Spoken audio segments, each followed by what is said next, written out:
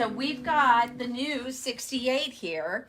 And I'm going to just tell you what was really fun this morning before I got you on here. I thought, well, maybe I better test it before I just try to jump online and do this with you. So what I did is they have this wonderful little cheat sheet. And these are the 32 or 31. Is it there? I believe there's 31 on the back of that inside. It tells us how many stitches the airlock has on it. See. So 31. 31. Okay, Holy so cow. there's 31 different stitches you can do with this. So the one I'm going to show you right now is this 3-thread overlock with a chain stitch. So you see the chain, and then there's this stitching is your chain stitch right down here. So what it does is it tells you how to set up each one of your tensions.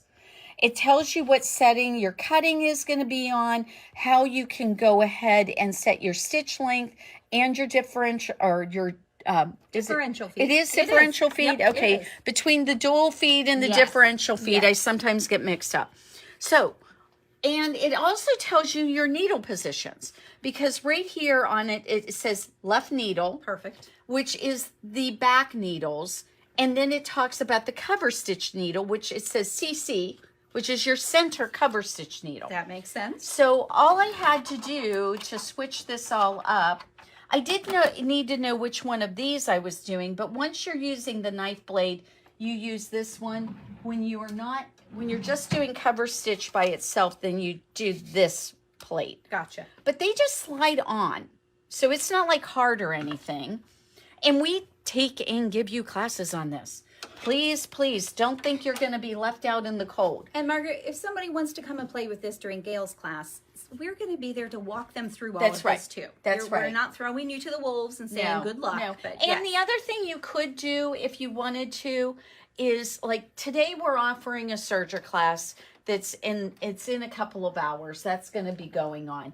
But we're going to be offering at least 1 or 2 more before Gail gets here. Sure. So if you want to come to that, just to kind of make sure that you can do this. But, you know, guys, today's the 23rd. It's a month away. Is it the 23rd? Oh, today's the 23rd.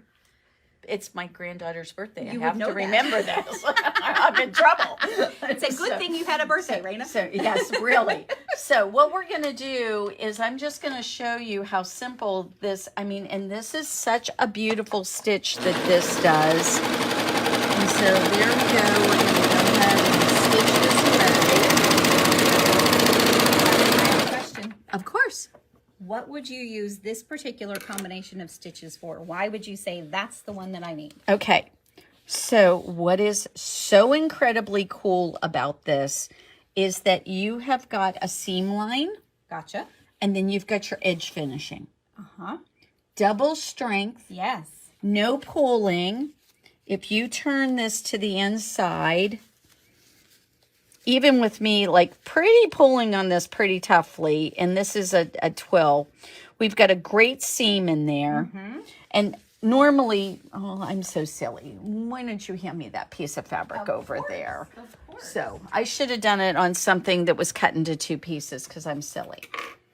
So I could show you what I'm talking about. You want 2? Yeah, let's do 2. So say you're seaming something together. In particular, what you see this a lot of times on are like jeans. Okay. But you certainly can use this for almost anything. So you'll use this stitch to really just, off you go to the races. And I've got that set up making a seam at 5/8 of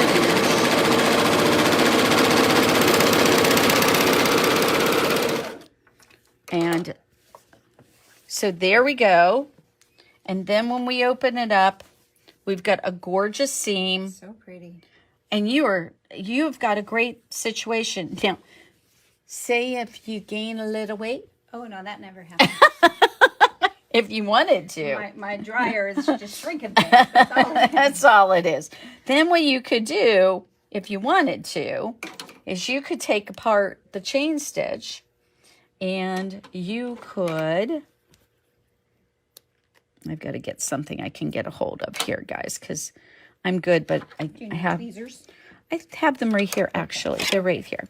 So we're going to undo that, and then let's see if I'm right. I think I've got it the right direction. The interesting thing about chain stitches is if you don't get them the right direction, then they don't pull apart. Well, so I would definitely pick the wrong way then. Well, it's really funny. My employees are always like, Margaret, how do you figure out which way it goes? And it's Yes, just, we do ask you that often. you don't do we? ask me. So I think I got it the wrong. Marianne's asked, does this machine have an automatic threader? Not at the needles. What it does have is the air threading. And I'm going to show you that in just a second so you can see how that works. Oh, I had it the wrong direction because there we go. See how that all pulls apart? So is this a stretchy stitch you said too? Well, yes. Serger stitches are all stretchy stitches. Okay. They have a lot of give to them. They make a really great situation. But see, now I just gave myself all this. Look how much room I just gave myself if I needed it. Nice. So you've got that. And I'm leaving those stitches in there so you can kind of see where I'm talking about. Because there you got 1/4 of an inch extra room. That's awesome. So if you needed it, that's what you've got. Okay, so this one is set up right now that we've got this chain stitch and we've got this other part here. And all we have to do to switch this just exclusively to being a serger is just move our cover stitch needle over and we can make a safety stitch in the middle of this. But, you know, that's an easy change to make from where we're at right now. The harder one is if I want to make it so I want to do cover stitch exclusively. Gotcha. So what you're going to do is you have to take off this little guy and you have to put this little guy in its place. So I love that those aren't super big and bulky. They will no, fit in they're your not. drawer. They're really, they're pretty.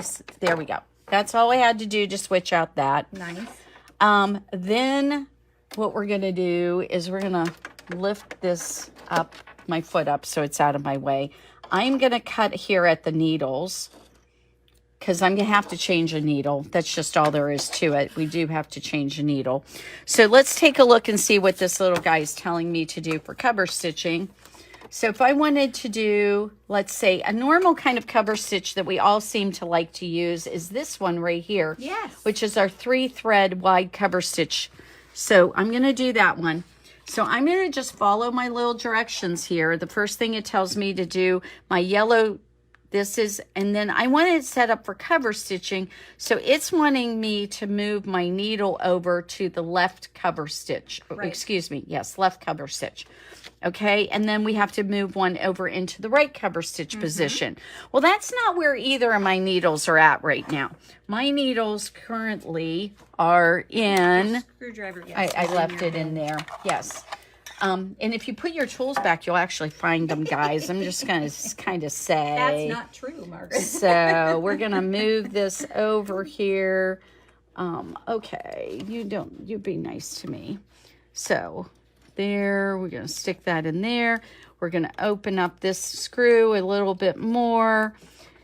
And so, you know what's nice though is that the needles for cover stitching, depending on which ones you decide to use, I'm just going to tell you that if you use cover stitch needles, the eyes of those, Mariana, are actually bigger than a typical sewing needles. I don't think I knew that. They are. They're a little bit bigger. And I just kind of discovered that the other day.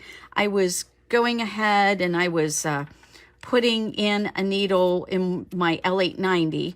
And I went and looked at it and I was like, I hadn't realized that. But that little guy has a bigger needle in it than I had realized. So I'm putting the foot down so that I can actually make sure, oh, it is up all the way. I'm silly. Okay, one of the things I'd highly recommend when you're changing needles on any of your sergers, although I would have thought that would have gone up more, but it doesn't.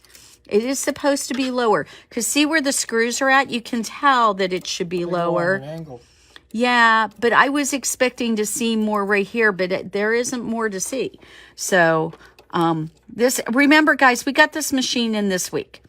So I was not, this is way new for me. So I just want you to understand that even as a brand new, just out of the box kind of thing, look at that. Ta-da! We got the needles in. Perfect. That was, I think that's like the hardest part of this. Okay, so Denise, Yes, ma'am.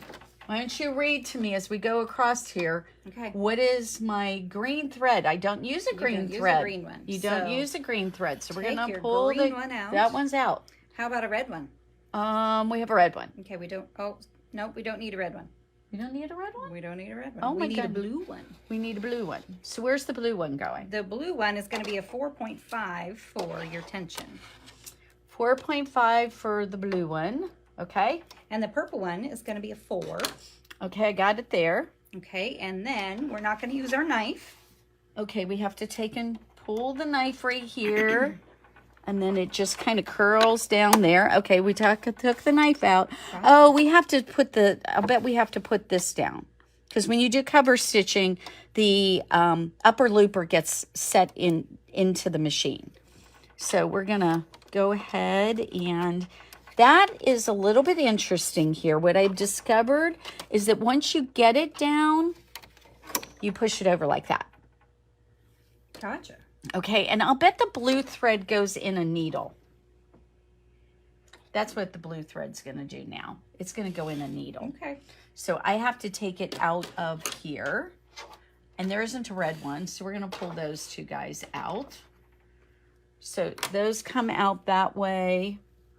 And this little guy is going to go back out of the way. Out of the way, so he doesn't tangle anything. he doesn't get to play this time. No, and then this one's going to go over here. And he's going to go, see, because we need one for each of the needles. Sure. Okay, so now we're going to turn this back up again. We're going to, there we go. Yep, that's in place. Okay, I haven't got any tubes for air threading because I already, when we did that other stitch, I had the lower, cover stitch looper already threaded. Gotcha. Margaret, for the rolled hem, it says an R. Okay, we're not doing a rolled hem. No, but the rolled hem indicator thing, does that? See, there's one there and there's an N. I know, but it says R, so I'm confused. Right now it Why says... would it not say N? Am I misreading that? Is that not what that is? That's interesting. I wouldn't have thought that would be put on that. Okay, I'm glad I'm not the only one surprised. Okay. Well, you know what? We'll try it. Give it a try. And if let's it see what doesn't happens. sew properly, we'll know we have it in the wrong Right? spot. Try We're gonna follow something different. directions? We're going to try following directions, Dave. We Uh-oh, always that's start not there. Margaret.